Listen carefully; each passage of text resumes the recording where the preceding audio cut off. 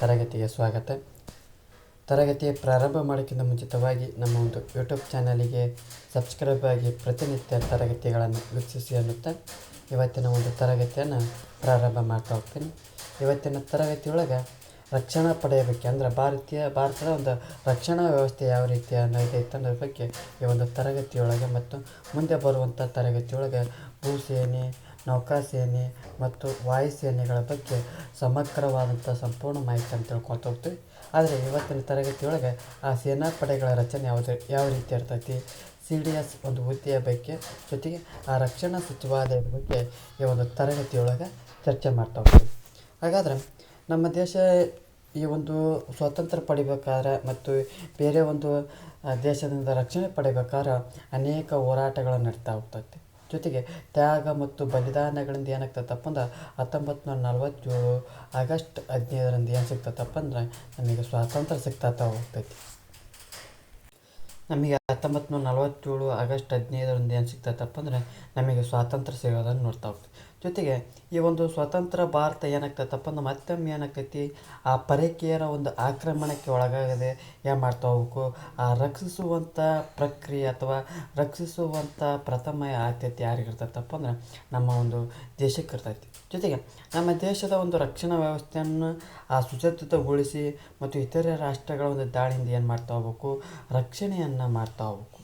ಜೊತೆಗೆ ಹಾಗಾದರೆ ನಮ್ಮ ದೇಶ ಎಷ್ಟು ಕಿಲೋಮೀಟ್ರ್ ಗಡಿ ಇರೋದಂತ ನೋಡೋದಾರೆ 15,200 ಕಿಲೋಮೀಟ್ರ್ ಏನು ಹೊಂದಿದಪ್ಪ ಅಂದ್ರೆ ಭೂಗಡಿಯನ್ನು ನೋಡ್ತಾ ಹೋಗ್ತೀವಿ. ಎಷ್ಟು ಕಿಲೋಮೀಟ್ರು? 15,200 ಕಿಲೋಮೀಟ್ರ್ ಏನಪ್ಪ ಅಂದ್ರೆ ಭೂಗಡಿಯನ್ನು ಹೊಂದಿರೋದನ್ನು ಕಾಣ್ತಾ ಹೋಗ್ತೀವಿ. ಜೊತೆಗೆ ಹಾಗಾದ್ರೆ ಈಗ ನಮ್ಮ ಒಂದು ಕರಾವಳಿ ಏನದು ದ್ವೀಪ ಮತ್ತು ಕರಾವಳಿಯ ಎಷ್ಟು ಕಿಲೋಮೀಟ್ರ್ ಅಂತ ನೋಡೋದಾದ್ರೆ ನಮ್ಮ ಒಂದು ಜಲಗಡಿ ಅಂತ ನೋಡೋದಾದ್ರೆ ಎಷ್ಟು ಕಿಲೋಮೀಟ್ರ್ ಅಂತ ನೋಡ್ತಪ್ಪ ಅಂದ್ರೆ 6,100 ಕಿಲೋಮೀಟ್ರನ್ನ ಜಲಗಡಿಯನ್ನು ನೋಡ್ತಾ ಹೋಗ್ತೀವಿ. ಆದರೆ ಅಂಡಮಾನ್ ನಿಕೋಬಾರ್ ಮತ್ತು ಲಕ್ಷದ್ವೀಪಗಳನ್ನು ಅವುಗಳ ಒಂದು ಕರಾವಳಿ ತೀರನ್ನು ಏನಾದರೂ ಸೇರಿಸಿದಪ್ಪ ಅಂದ್ರೆ 7,516.60 ಕಿಲೋಮೀಟ್ರನ್ನು ನೋಡ್ತಾ ಹೋಗ್ತೀವಿ. ಭಾರತದ ಒಟ್ಟು 6,100 ಕಿಲೋಮೀಟ್ರ್ ಕರಾವಳಿ ತೀರ ಅಂತ ಕರಿತಾ ಹೋಗ್ತೇವೆ ಅಥವಾ ಜಲಗಡಿಯನ್ನು ನೋಡ್ತಾ ಹೋಗ್ತೀವಿ. ಅದೇ ರೀತಿ ಒಂದು ಅಂಡಮಾನ್ ನಿಕೋಬಾರ್ ಮತ್ತು ಲಕ್ಷದ್ವೀಪಗಳನ್ನು ಮತ್ತು ಇತರ ದ್ವೀಪಗಳನ್ನು ಸೇರಿಸಿಕೊಂಡು ಎಷ್ಟು ಕಿಲೋಮೀಟ್ರ್ ಐತಪ್ಪ ಅಂದ್ರೆ 7,516.60 ಕಿಲೋಮೀಟ್ರನ್ನ ಜಲಗಡಿ ಇರೋದನ್ನು ನೋಡ್ತಾ ಹೋಗ್ತೀವಿ. ಹಾಗಾದರೆ ಭಾರತದ ಒಂದು ಒಟ್ಟಾರೆ ನೆರೆ ದೇಶಗಳನ್ನು ನೋಡೋದಾದ್ರೆ ಯಾವ್ಯಾವ ಅಂತ ನೋಡೋದಾದಪ್ಪ ಅಂದ್ರೆ ಮೊದಲಿಗೆ ಪಾಕಿಸ್ತಾನವನ್ನು ನೋಡ್ತಾ ಹೋಗ್ತೀವಿ, ಚೀನಾ ನೋಡ್ತಾ ಹೋಗ್ತೀವಿ, ಭೂತಾನ್ ನೋಡ್ತಾ ಹೋಗ್ತೀವಿ, ನೇಪಾಳ ನೋಡ್ತಾ ಹೋಗ್ತೀವಿ, ಬಾಂಗ್ಲಾದೇಶ ನೋಡ್ತಾ ಹೋಗ್ತೀವಿ, ಮಯನ್ಮಾರ್ ಮತ್ತು ಜೊತೆಗೆ ಶ್ರೀಲಂಕಾ ದೇಶಗಳನ್ನು ನೋಡ್ತಾ ಹೋಗ್ತೀವಿ. ಒಟ್ಟು ನಮ್ಮ ದೇಶದ ಎಷ್ಟು ನೆರೆಹೊರೆ ದೇಶಗಳನ್ನು ನೋಡ್ತಾ ಹೋಗ್ತೀವಪ್ಪ ಅಂದ್ರೆ 7 ನೆರೆಹೊರೆ ದೇಶಗಳನ್ನು ನೋಡ್ತಾ ಹೋಗ್ತೀವಿ. ಯಾವಪ್ಪ? ಒಂದನೇದು ಪಾಕಿಸ್ತಾನ, ಚೀನಾ, ನೇಪಾಳ, ಭೂತಾನ್, ಮಯನ್ಮಾರ್, ಬಾಂಗ್ಲಾದೇಶ್, ಶ್ರೀಲಂಕಾವನ್ನು ನೋಡ್ತಾ ಹೋಗ್ತೀವಿ. ಒಟ್ಟಾರೆಯಾಗಿ 7 ನೆರೆಹೊರೆ ದೇಶಗಳನ್ನು ನೋಡ್ತಾ ಹೋಗ್ತೀವಿ. ಜೊತೆಗೆ ಸಮುದ್ರ ಸಂಪರ್ಕದ ಮೂಲಕ ನೆರೆಹೊರೆ ಭಾರತಗಳನ್ನು ನೋಡೋದಾದಪ್ಪ ಅಂದ್ರೆ Indonesia, Malaysia, Cambodia, Thailand, Vietnam ಮತ್ತು ಮಾಲ್ಡೀವ್ಸ್ಗಳಂತ ಇವು ಭಾರತದ ಒಂದು ಸಮುದ್ರ ಸಂಪರ್ಕದ ಒಂದು ನೆರೆಹೊರೆ ರಾಷ್ಟ್ರಗಳನ್ನು ನೋಡ್ತಾ ಹೋಗ್ತೀವಿ. ಅಂದ್ರೆ ಈ ಒಂದು ಏಷ್ಯಾ ಖಂಡದೊಳಗೆ ಅತಿ ಚಿಕ್ಕ ರಾಷ್ಟ್ರ ಅಂದರೆ ಯಾವುದಪ್ಪ ಅಂದ್ರೆ ಮಾಲ್ಡೀವ್ಸ್. ಇದು ಪ್ರಶ್ನೆ ಆಗೈತೆ. ಅದು ಏಷ್ಯಾ ಖಂಡದೊಳಗೆ ಅತಿ ಚಿಕ್ಕ ರಾಷ್ಟ್ರ ಯಾವುದಪ್ಪ ಅಂದ್ರೆ ಮಾಲ್ಡೀವ್ಸ್ ಅಂತ ನೋಡ್ತಾ ಹೋಗ್ತೀವಿ. ಇವು ಸಮುದ್ರದ ಒಂದು ಸಂಪರ್ಕದ ನೆರೆಹೊರೆ ರಾಷ್ಟ್ರಗಳನ್ನು ಕಾಣ್ತಾ ಹೋಗ್ತೀವಿ. ಅದೇ ರೀತಿ ಕೆಲವು ನೆರೆಹೊರೆ ರಾಷ್ಟ್ರಗಳು ಏನು ಮಾಡ್ತಾ ಹೋಗ್ತಪ್ಪ ಅಂದ್ರೆ ನಮ್ಮನ್ನೇನು ಶಾಂತಿಯುತವಾಗಿ ಜೀವನ ಮಾಡೋಕ್ಕೆ ಬಿಡಂಗಿಲ್ಲ. ಉದಾಹರಣೆಗೆ ನೋಡ್ತೀವಿ ಪಾಕಿಸ್ತಾನ ಏನಪ್ಪ ನಾವು ಬೇಡ ಅಂದ್ರೆ ಅವರು ತೆಗಿತಾರೆ. ಅಂಥ ಸಂದರ್ಭದೊಳಗೆ ಏನು ಮಾಡ್ತಾ ಹೋಗ್ತಾರೆ, ಕೆಲವೊಂದು ಶಾಂತಿ ಸಂಧಾನಗಳು ನಡೀತಾ ಹೋಗ್ತವೆ, ಮಾತುಕತೆಗಳು ನಡೀತಾ ಹೋಗ್ತವೆ, ಒಪ್ಪಂದಗಳು ನಡೀತಾ ಹೋಗ್ತವೆ. ಈ ಒಂದು ಶಾಂತಿ ಸಂಧಾನ ಮತ್ತು ಮಾತುಕತೆಗಳು ಒಪ್ಪಂದಗಳ ಮೂಲಕ ಎಲ್ಲ ಸಮಸ್ಯೆಗಳಿಗೆ ಪರಿಹಾರ ಕಂಡುಕೊಳ್ಳುವಂಥ ಪ್ರಾಮಾಣಿಕ ಪ್ರಯತ್ನ ಯಾರು ಮಾಡ್ತಾ ಹೋಗ್ತಾರಪ್ಪ ಅಂದ್ರೆ ಭಾರತ ನಡೆಸಿದ್ರು ಕೂಡ ಈ ಒಂದು ನಿಟ್ಟಿನೊಳಗೆ ಯಾವುದೇ ರೀತಿಯ ಒಂದು ಯಶಸ್ಸು ಸಿಗಂಗಿಲ್ಲ. ಆದ್ದರಿಂದ ನಾವೇನು ಮಾಡ್ಬೇಕಾಗತ್ತಂದ್ರೆ ನಮ್ಮ ರಾಷ್ಟ್ರವನ್ನು ನಾವು ರಕ್ಷಣೆ ಮಾಡ್ಕೋಬೇಕಪ್ಪ ಅಂದರೆ ನಮ್ಮ ಒಂದು ರಕ್ಷಣಾ ಪಡೆಗಳ ಪಾತ್ರ ಅತಿ ಮುಖ್ಯವಾಗಿರ್ತೈತಿ. ಅಂದರೆ ಈ ಒಂದು ಶಾಂತಿ ಸಂಧಾನ ಮತ್ತು ಪ್ರಾಮಾಣಿಕ ಪ್ರಯತ್ನ ಮತ್ತು ಮಾತುಕತೆ ಒಪ್ಪಂದಗಳ ಮೂಲಕ ನಾವು ಸಮಸ್ಯೆಗಳಿಗೆ ಪರಿಹಾರ ಕಂಡುಕೊಳ್ಳದೇ ಹೋದರೆ ನಾವೇನು ಮಾಡ್ತಾ ಹೋಗ್ಬೇಕು, ನಮ್ಮ ಒಂದು ರಾಷ್ಟ್ರವನ್ನು ರಕ್ಷಣೆ ಮಾಡಬೇಕಾದ್ರೆ ನಾವು ಏನು ಪಾತ್ರವನ್ನು ನೋಡ್ಕೋಬೇಕಪ್ಪ ಅಂದರೆ ರಕ್ಷಣಾ ಪಡೆಯ ಪಾತ್ರ ಅತಿ ಮುಖ್ಯವಾಗಿರೋದನ್ನು ನಾವು ನೋಡ್ತಾ ಹೋಗ್ತೀವಿ. ಜೊತೆಗೆ ಹಾಗಾದರೆ ನಮ್ಮ ಒಂದು ಸೇನಾಪಡೆಗಳ ರಚನೆ ಯಾವ ರೀತಿ ಐತೆ ಅನ್ನೋದಂತ ನೋಡಿದ್ರೆ, ನಮ್ಮ ದೇಶದೊಳಗೆ ಎಷ್ಟು ಪಡೆಗಳ ಅದಾವಪ್ಪ ಅಂದ್ರೆ 3 ಪಡೆಗಳು ನೋಡ್ತಾ ಹೋಗ್ತೀವಿ. ಒಂದನೇದು ಭೂಸೇನೆ, ಎರಡನೇದು ನೌಕಾ ಪಡೆ, ಮೂರನೇದು ವಾಯುಪಡೆಯನ್ನು ನೋಡ್ತಾ ಹೋಗ್ತೀವಿ. ಇವು ಒಂದು 3 ಪಡೆಗಳ ಒಂದು ದಂಡನಾಯಕರು ಅಥವಾ ಪ್ರಧಾನ ದಂಡನಾಯಕರು ಯಾರಾಗಿರ್ತಾರಪ್ಪ ಅಂದ್ರೆ ರಾಷ್ಟ್ರಾಧ್ಯಕ್ಷರು ಅಂದ್ರೆ ಪ್ರೆಸಿಡೆಂಟ್ ಆಗಿರ್ತಾರೆ. ಈ 3 ದಂಡನಾಯಕರು ಈ 3 ಸೇನಾಪಡೆಗಳ ಪ್ರಧಾನ ದಂಡನಾಯಕರು ಯಾರಪ್ಪ ಅಂದ್ರೆ ಇವರು ಯಾರಾಗಿರ್ತಾರೆ, ರಾಷ್ಟ್ರಪತಿಗಳು ಆಗಿರ್ತಾರೆ. ಈ ಒಂದು ಪ್ರಮುಖವಾಗಿ ಈ 3 ಪಡೆಗಳ ಏನದು ಮುಖ್ಯಸ್ಥರು ಅಥವಾ ದಂಡನಾಯಕ ಅಥವಾ ಏನು ಕರಿತಾವಲ್ಲ, ಅವರನ್ನು ಯಾರು ನೇಮಕ ಮಾಡ್ತಾ ಹೋಗ್ತಾರಪ್ಪ ಅಂದ್ರೆ ಈ ಒಂದು ರಾಷ್ಟ್ರಪತಿಗಳು ನೇಮಕ ಮಾಡ್ತಾ ಹೋಗ್ತಾರೆ. ಹಾಗಾದರೆ ಈ ಭೂಸೇನೆಯ ಮುಖ್ಯಸ್ಥರನ್ನ ಏನಂತ ಕರಿತಾವಪ್ಪ ಅಂದ್ರೆ, ಆ ಭೂಸೇನೆಯ ಮುಖ್ಯಸ್ಥರ ಸೇನಾಧಿಪತಿ ಅಥವಾ ದಂಡನಾಯಕ ಅಂತ ಕರಿತಾವಲ್ಲ, ಅದೇ ರೀತಿ ಈ ಭೂಸೇನೆಯ ಮುಖ್ಯಸ್ಥರನ್ನ ಏನಂತ ಕರಿತಾವಪ್ಪ ಅಂದ್ರೆ ಜನರಲ್ ಅಂತ ಕರಿತಾ ಹೋಗ್ತೇವೆ. ಅದೇ ರೀತಿ ನೌಕಾಪಡೆಯ ಮುಖ್ಯಸ್ಥರನ್ನ ಏನಂತ ಕರಿತಾವಪ್ಪ ಅಂದ್ರೆ ಅಡ್ಮಿರಲ್ ಅಂತ ಕರಿತೇವೆ. ಈ ನೌಕಾ ಸೇನೆಯ ಮುಖ್ಯಸ್ಥರನ್ನ ಏನಂತ ಕರಿತಾವಪ್ಪ ಅಂದ್ರೆ ಅಡ್ಮಿರಲ್ ಅಂತ ಕರಿತಾ ಹೋಗ್ತೀವಿ. ಅದೇ ರೀತಿ ವಾಯುಪಡೆಯ ಮುಖ್ಯಸ್ಥರನ್ನ ಏನಂತ ಕರಿತಾವಪ್ಪ ಅಂದ್ರೆ air chief marshal. Air chief marshal. ಇವುಗಳು ಕೂಡ ಪ್ರಶ್ನೆ ಆಗಿರ್ತಾವೆ. ಹೆಂಗಪ್ಪ ಅಂದ್ರೆ ಈ ಭೂಸೇನೆದ್ದು ನಿಮಗೆ ಏನು ಸಾಕಷ್ಟು ಬಾರಿ ಫಿಲ್ಮ್ನಾಗ ನೋಡಿರ್ತೀವಿ, ಮೇಜರ್ ಜನರಲ್ ಅಂತ ಒಂದು ಹೆಸರು ಕೂಗ್ತಾ ಹೋಗ್ತಾರೆ. ಅದೇ ರೀತಿ ಭೂಸೇನೆ ಮುಖ್ಯಸ್ಥರು ಅಂತ ಕರಿತಾ ಹೋಗ್ತೀವಿ, ಜನರಲ್ ಅಂತ ಕರಿತಾ ಹೋಗ್ತೀವಿ.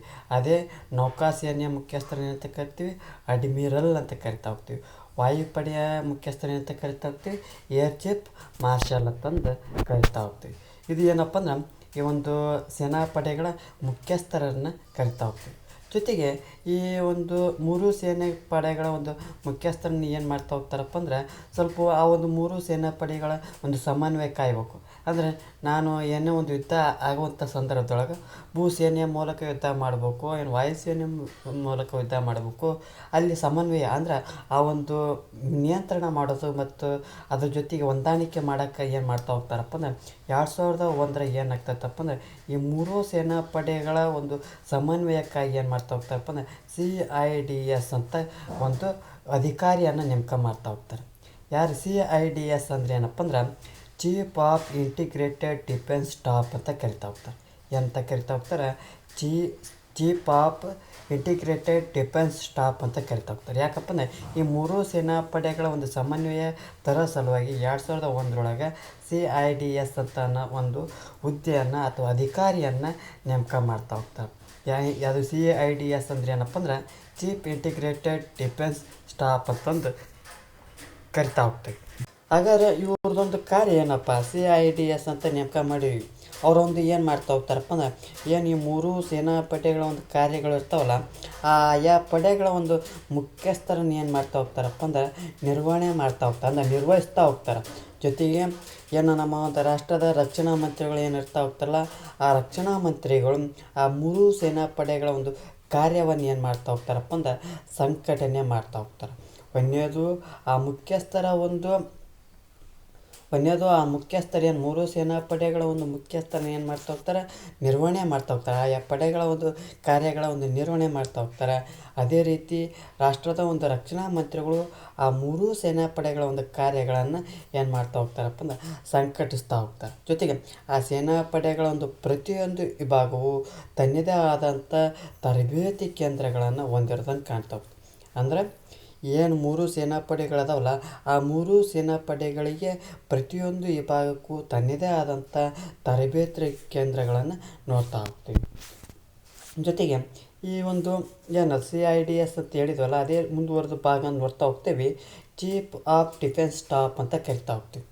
ಯಾವುದು CDS ಅಂತ ಕರಿತಾ ಹೋಗ್ತೀವಿ. ಚೀಫ್ ಆಫ್ ಡಿಫೆನ್ಸ್ ಸ್ಟಾಫ್ ಅಂತ ಕರಿತಾ ಹೋಗ್ತೀವಿ. ಅಂದ್ರೆ ಇವ್ರದ್ದು ಏನಪ್ಪ ಕೆಲಸ ಅಂತಂದ್ರೆ ಏನು ಮಾಡ್ತಾ ಹೋಗ್ತಾರಪ್ಪ ಅಂದ್ರೆ ಈ ಒಂದು ಭಾರತದ ಮಿಲ್ಟ್ರಿ ಸಂಬಂಧಿತ ಒಂದು ವಿಷಯದೊಳಗೆ ಅಂದ್ರೆ ಈ ಮಿಲ್ಟ್ರಿ ಬಗ್ಗೆ ಏನೋ ಏನಾರ ಒಂದು ಅದ್ರ ಬಗ್ಗೆ ಏನೋ ವಿಷಯ ಬಂತಪ್ಪ ಅಂದರೆ ಆ ದೇಶದ ಒಂದು ರಾಜಕೀಯ ನಾಯಕತ್ವಕ್ಕೆ ಉತ್ತಮ ಗುಣಮಟ್ಟದ ಒಂದು ಸಲಹೆ ನೀಡೋಕ್ಕೆ ಏನು ಮಾಡ್ತಾ ಹೋಗ್ತಾರಪ್ಪ ಅಂದ್ರೆ 2019 ಏನು ಮಾಡ್ತಾ ಹೋಗ್ತಾರೆ, ಈ CDS ಹುದ್ದೆಯನ್ನು ಏನು ಮಾಡ್ತಾ ಹೋಗ್ತಾರೆ, ಸೃಷ್ಟಿ ಮಾಡ್ತಾ ಹೋಗ್ತಾರೆ.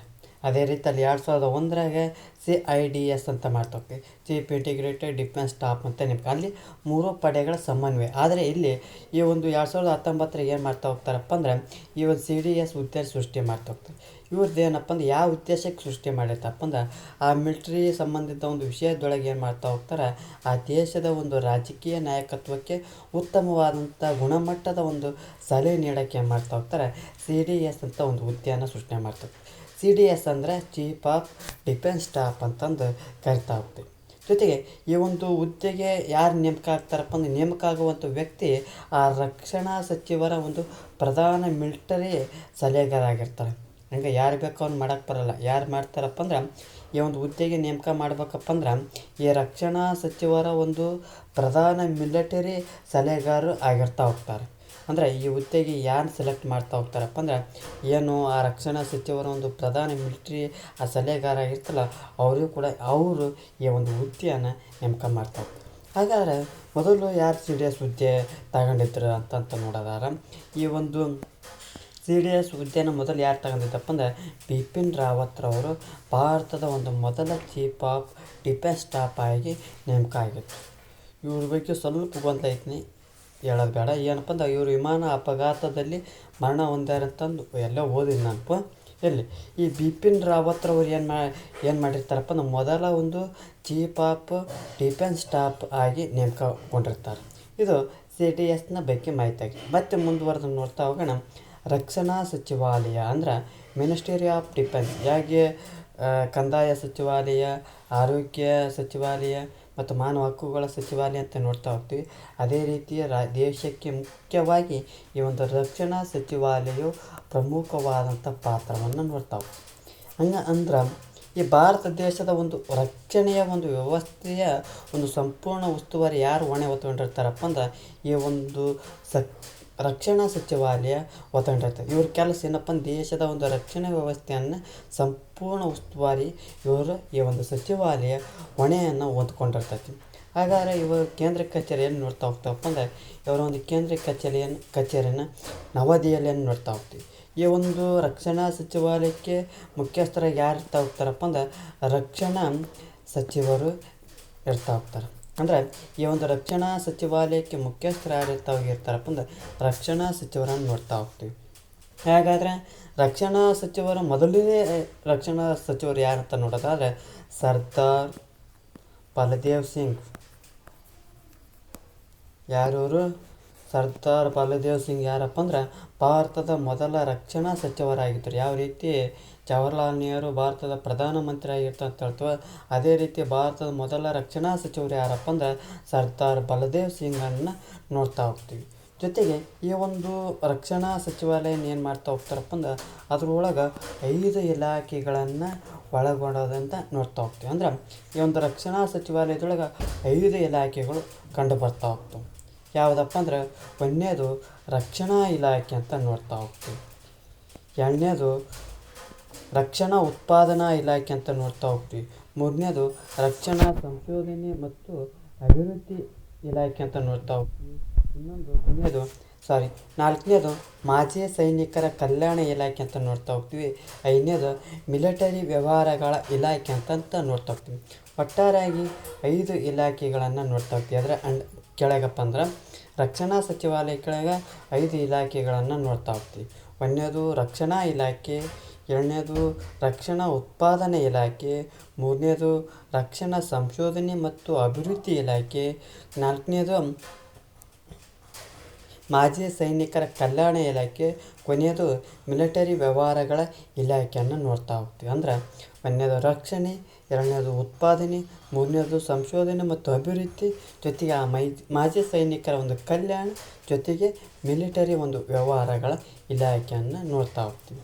ಇದಿಷ್ಟೇನಪ್ಪ ಅಂದ್ರೆ ಈ ಒಂದು ರಕ್ಷಣಾ ಪಡೆಗಳ ಒಂದು ಪ್ರಾರಂಭಿಕ ಮಾಹಿತಿ. ಅಂದ್ರೆ ಇನ್ನೂ ಒಂದು ಆಳವಾದ ಮಾಹಿತಿಯನ್ನು ಹೇಳಿ ಅಲ್ಲ, ಪ್ರಾರಂಭಿಕ ಪರಿಚಯ ಅಂತ ಹೇಳ್ತಾ ಹೋಗ್ತಲ್ಲ ಅದನ್ನು ಹೇಳಿದೆ. ಈ ಒಂದು ತರಗತಿ ಇಷ್ಟ ಆದರೆ ನಮ್ಮ ಒಂದು ಯೂಟ್ಯೂಬ್ ಚಾನಲಿಗೆ ಸಬ್ಸ್ಕ್ರೈಬ್ ಆಗಿ, ಮತ್ತು ಈ ಒಂದು ತರಗತಿ ಇಷ್ಟ ಲೈಕ್ ಮಾಡಿ, ಎಲ್ಲದಿದ್ದರೆ ಡಿಸ್ಲೈಕ್ ಮಾಡಿ. ಏನಾದರೂ ದೋಷಗಳು ಮತ್ತು ನಿಮ್ಮ ಒಂದು ಅಭಿಪ್ರಾಯಗಳನ್ನು ಕಮೆಂಟ್ ಬಾಕ್ಸ್ನ ಮೂಲಕ ತಿಳಿಸಿ ಅನ್ನುತ್ತಾ ಈ ಒಂದು ತರಗತಿಯನ್ನು ಮುಗಿಸ್ತಾ ಇದ್ದೀನಿ. ಎಲ್ಲರಿಗೂ ಧನ್ಯವಾದಗಳು.